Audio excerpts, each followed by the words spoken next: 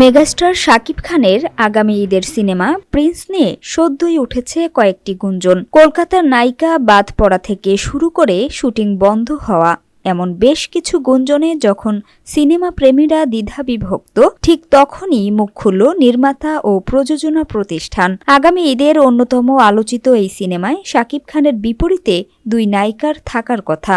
একজন তাসনিয়া ফারিন নিশ্চিত হলেও দ্বিতীয় নায়িকা নিয়ে চলছিল নানা জল্পনা।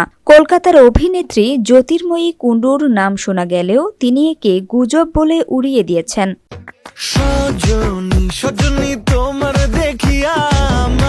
আবার এও শোনা যাচ্ছে বর্তমান পরিস্থিতির কারণে কলকাতার কোনো নায়িকার পরিবর্তে দেশীয় অভিনেত্রী সাবিলা নূরকে এই প্রজেক্টে যুক্ত করা হতে পারে। গত ঈদে তাণ্ডব সিনেমায় শাকিব সাবিলার রসায়ন বেশ প্রশংসা কুড়িয়েছিল, তাই ভক্তদের একটি বড় অংশ সাবিলাকেই আবারও শাকিবের বিপরীতে দেখতে চাইছেন।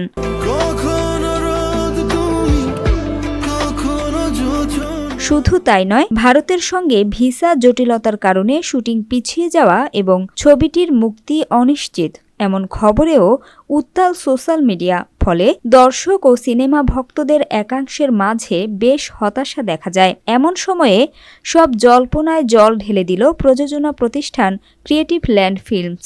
এক বিবৃতিতে তাদের স্পষ্ট বার্তা, প্রিন্স সিনেমা নিয়ে চারপাশে নানা গুঞ্জন ছড়িয়েছে, যা আদতে গুজব ছাড়া কিছুই নয়। প্রিন্স টিম শুরু থেকেই তাদের আপডেট দিয়ে এসেছে। চলমান পরিস্থিতিতে বিভিন্ন প্রতিবদ্ধকতা উতরে প্রিন্স টিম এগিয়ে যাচ্ছে। আগামী 6 জানুয়ারি প্রিন্স টিম শুটিংয়ে যাচ্ছে। সুবিধামতো সময়ে ফার্স্ট লুক পোস্টার প্রকাশ করা হবে।